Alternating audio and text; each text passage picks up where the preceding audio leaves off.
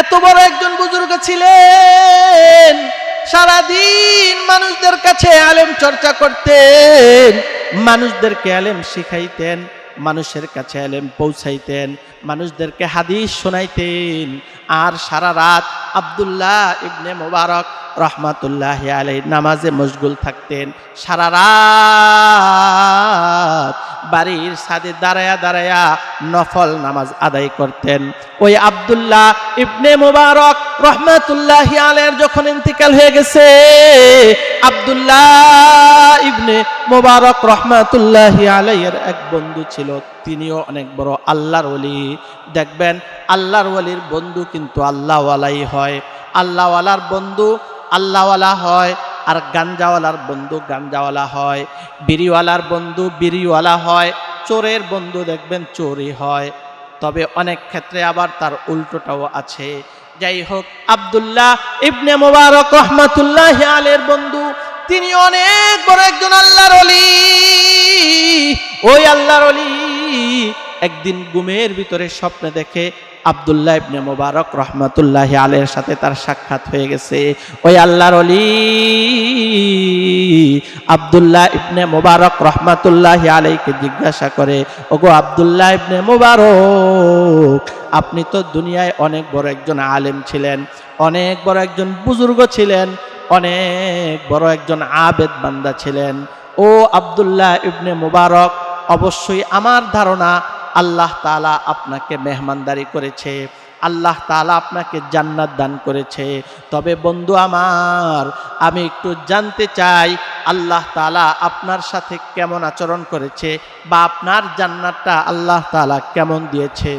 আব্দুল্লাহ ইবনে মুবারক রহমাতুল্লাহি আলাইহি জবাব দেয়, ও বন্ধু গো, অবশ্যই আল্লাহ তাআলা আমার সাথে অনেক ভালো আচরণ করেছে। ও বন্ধু, আল্লাহ তাআলা আমাকে জান্নাত দিয়েছে, আল্লাহ তাআলা আমাকে অনেক ভিআইপি মেহমানদারিও করেছে। তবে বন্ধু, আমার মনে বড় দুঃখ, মনে বড় আফসোস একটা রয়েই গেছে। কি আপনার মনে আফসোস? আব্দুল্লাহ ইবনে মুবারক রহমাতুল্লাহি আলাইহি বলে, ও বন্ধু আমার, আল্লাহ তাআলা আমাকে যে মেহমানদারি করেছেন, আমার বাড়ির পাশে একজন কামার ছিল, কামার, সে কামারের কাজ করত, সারাদিন লোহা পিটাইতো, ওই লোহা দিয়ে দাও বড়ি ইত্যাদি বানাইতো। ও বন্ধু আমার, ওই কামারকে কিছুদিন আগে ওই কামারও মারা গেছে। আল্লাহ তাআলা ওই কামারকে যে জান্নাত দিয়েছে, তার জান্নাতটা আমার জান্নাতের চাইতেও আরো বেশি বড়। বলি সুবহানাল্লাহ। সম্মানিত হাজিরিন, আমি আপনাদের সামনে পবিত্র কালামুল্লাহ শরীফ থেকে কয়েকটি আয়াত তেলাওয়াত করেছি। সূরাতুল আনফালের 2 থেকে 4 নম্বর আয়াত পর্যন্ত তেলাওয়াত করেছি। 2, 3, 4 এই 3টে আয়াত তেলাওয়াত করেছি। অল্প সময়ে এই আয়াতগুলো সম্পর্কে সংক্ষিপ্ত কিছু আলোচনা করার চেষ্টা করব ইনশাআল্লাহ। উপস্থিত হাজিরিন, আমি আপনাদের সামনে যে আয়াতগুলো পড়েছি, এই আয়াতগুলোতে আল্লাহ তাআলা আল্লাহর মুমিন বান্দাদের কিছু গুণাবলী বর্ণনা করেছেন। যারা খাঁটি মুমিন, প্রকৃত মুমিন যারা হবে, তাদের কিছু গুণ থাকবে।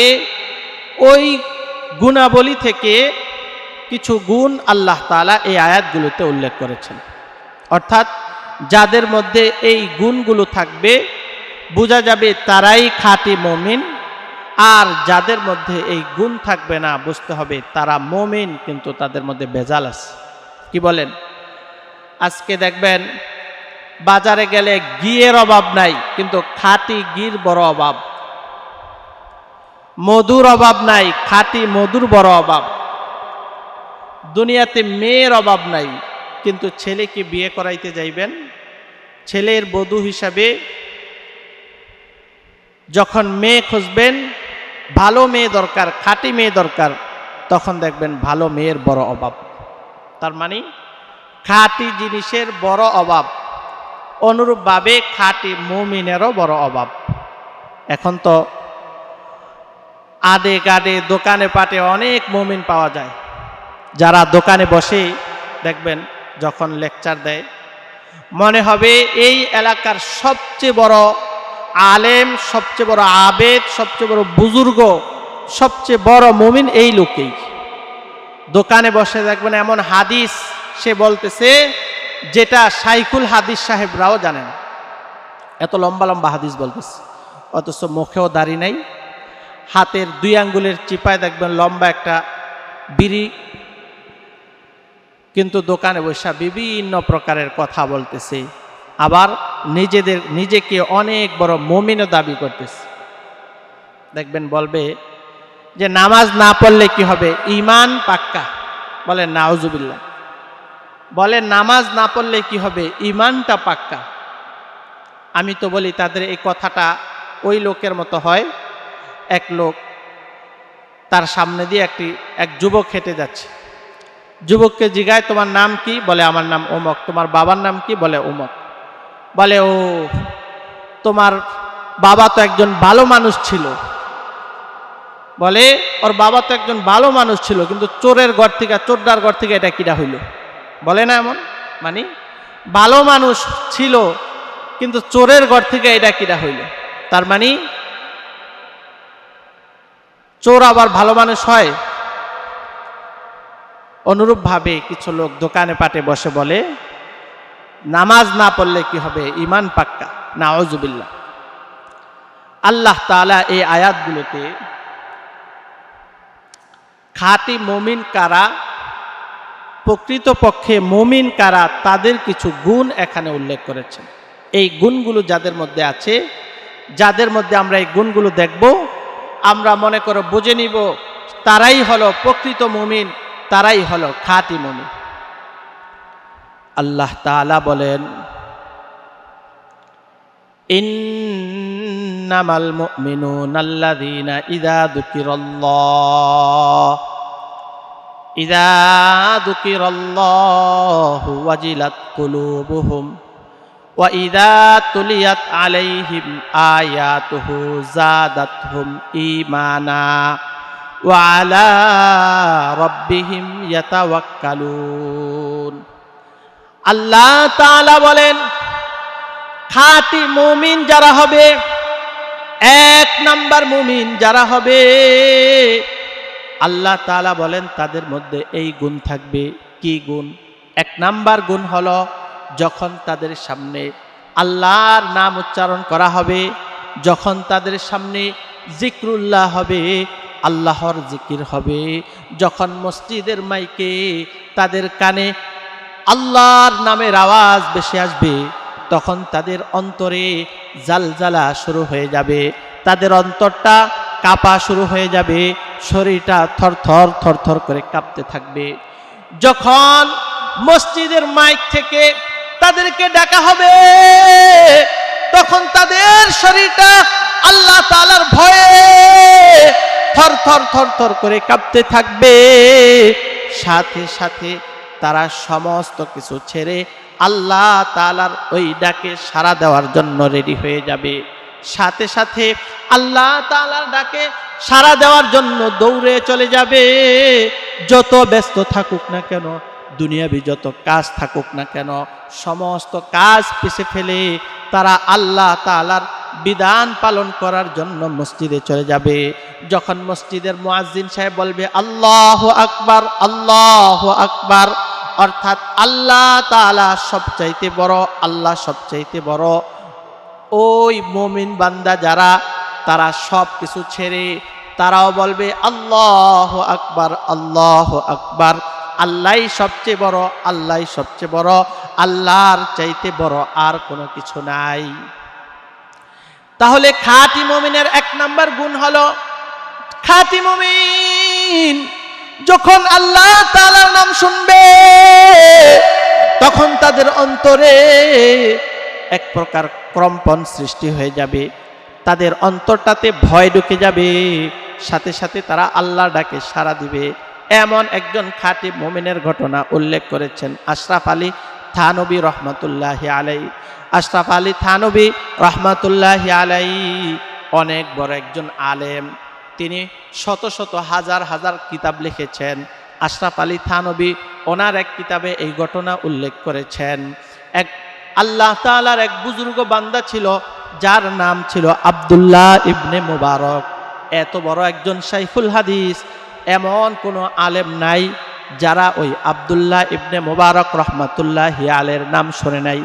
আব্দুল্লাহ ইবনে মুবারক রহমাতুল্লাহি আলাইহি এত বড় একজন আলেম ছিলেন। আল্লাহ তাআলা ওনাকে যেমন এলেম দিয়েছেন, তেমন আল্লাহ তাআলা ওনাকে ধন সম্পদ দিয়েছেন। আল্লাহ তাআলা ওনাকে আল্লাহর একজন বুজুর্গ বান্দা হিসাবেও কবুল করেছেন।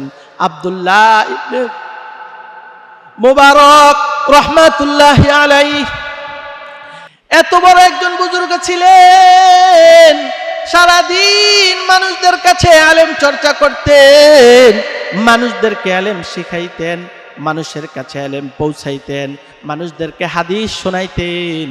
আর সারা রাত আব্দুল্লাহ ইবনে মুবারক রহমাতুল্লাহি আলাইহি নামাজে মশগুল থাকতেন। সারা রাত বাড়ির ছাদে দাঁড়ায়া দাঁড়ায়া নফল নামাজ আদায় করতেন।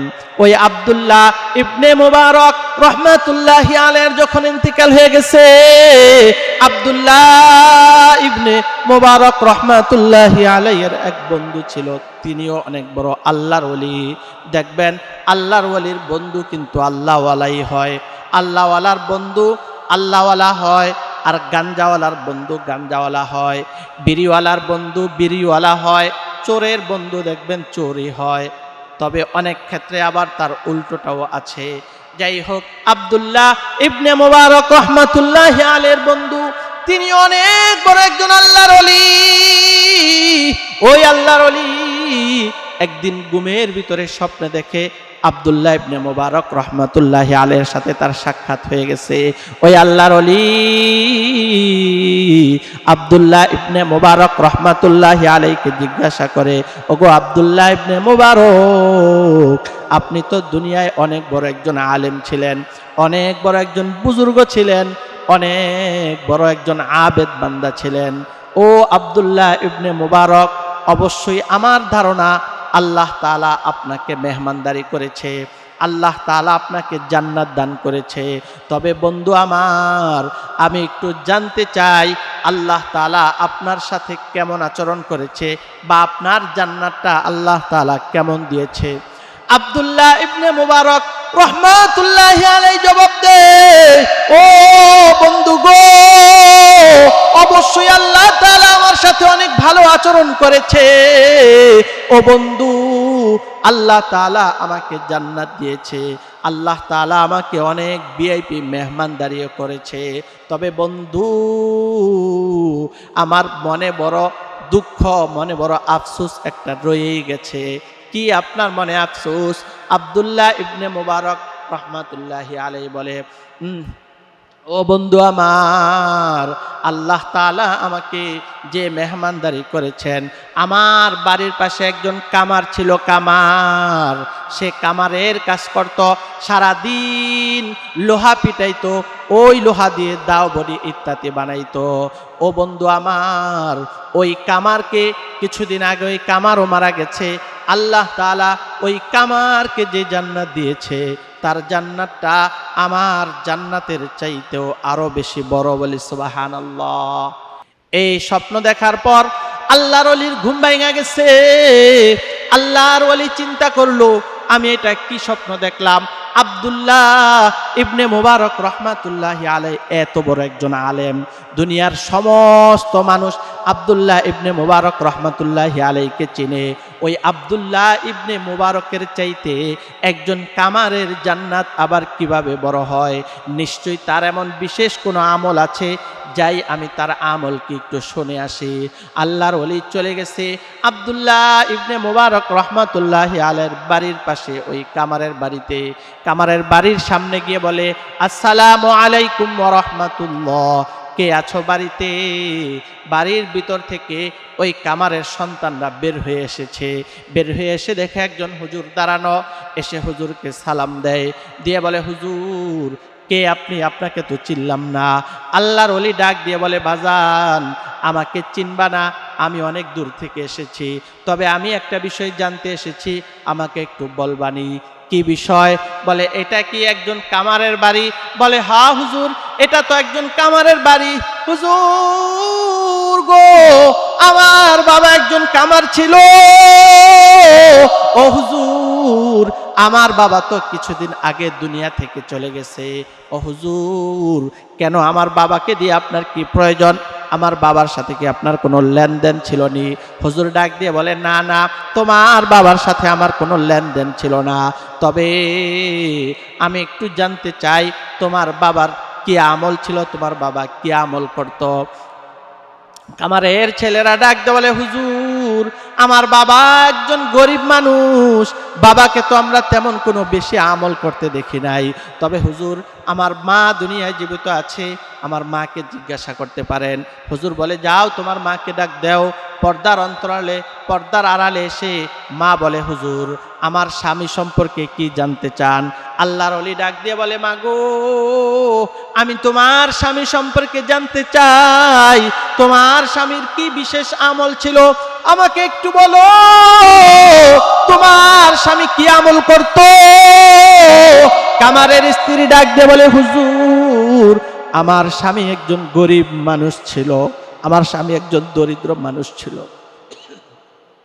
ও হুজুর, আমার স্বামী অভাবের তাড়নায় সারা দিন লোহা পিটাইতো, ওই লোহা দিয়ে দাও বডি ইত্যাদি বানাইতো। হুজুর গো, আমার স্বামী সারা রাত লোহা পিটাইতো, লোহা দিয়ে দাও বডি ইত্যাদি বানাইতো। হুজুর আমার স্বামী তো তেমন কোনো আমল করতে দেখি নাই, তবে আমার স্বামীকে দেখতাম সব সময় দুইটা কাজ করত। আল্লাহর ওলি বলেন, কি সেই দুই কাজ?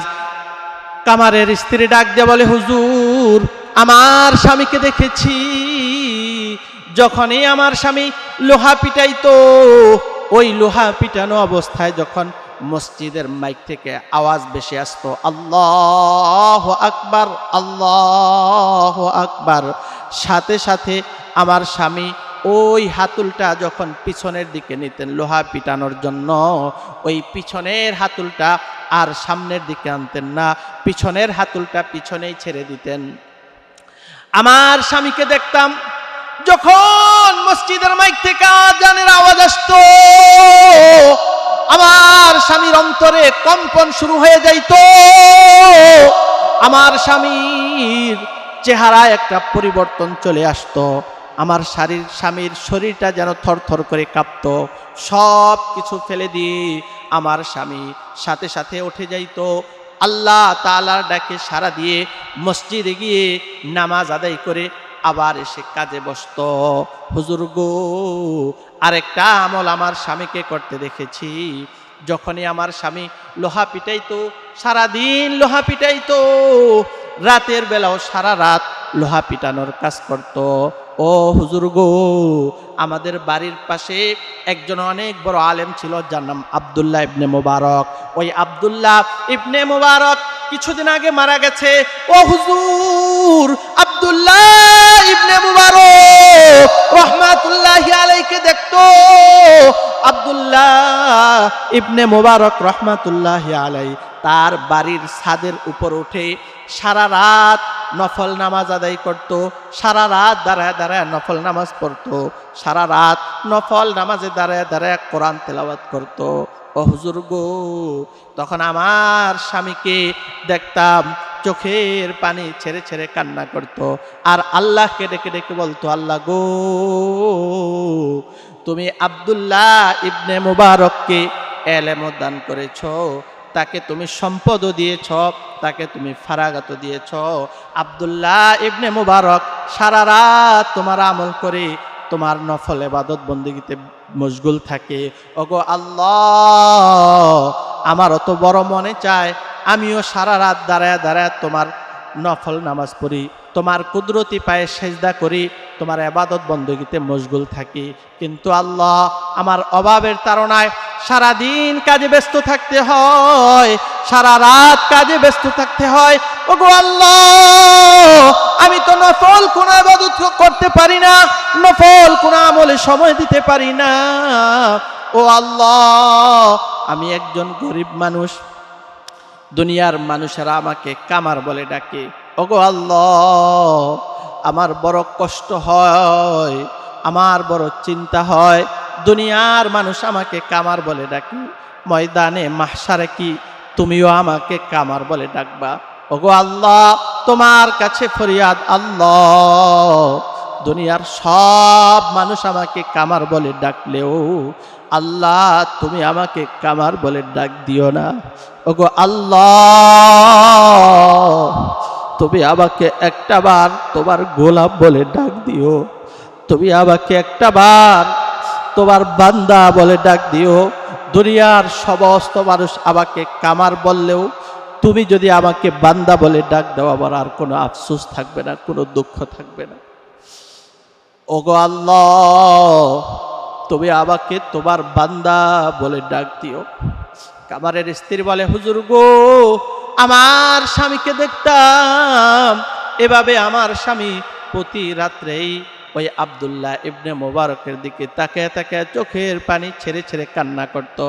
অর্থাৎ আমার স্বামীর এই দুইটা আমল আমি বলতে পারি, যখনই আল্লাহর নাম শুনতো, যখন জিক্রুল্লাহর আওয়াজ আমার স্বামীর কানে আসতো, তখনই আমার স্বামীর অন্তরটা থরথর থরথর করে কাঁপা শুরু হয়ে যাইত।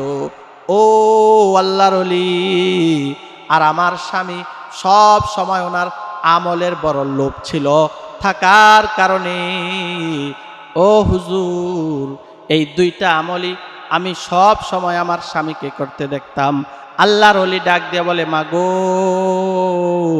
এই দুই আমলের বদলতে আল্লাহ তাআলা তোমার স্বামীকে ওই আব্দুল্লাহ ইবনে মুবারকের চাইতেও আরো বড় জান্নাত দান করছে, বলি সুবহানাল্লাহ। তাহলে যারা খাঁটি মুমিন হবে, তাদের অন্তরটা হবে এমন, যখনই তাদের সামনে আল্লাহর নাম উচ্চারণ করা হবে, আল্লাহর জিকির করা হবে, মসজিদের মাইক থেকে আল্লাহর দিকে ডাকা হবে, মুয়াজ্জিন সাহেব হাইয়া আলা সালাহ বলবে, সব কিছু ছেড়ে তারা আল্লাহ তাআলার হুকুম আহকাম পালন করার জন্য মসজিদে চলে যাবে। এটা হলো মুমিন, যারা খাঁটি মুমিন, তাদের এক নাম্বার গুণ। খাঁটি মুমিনের দুই নাম্বার গুণ,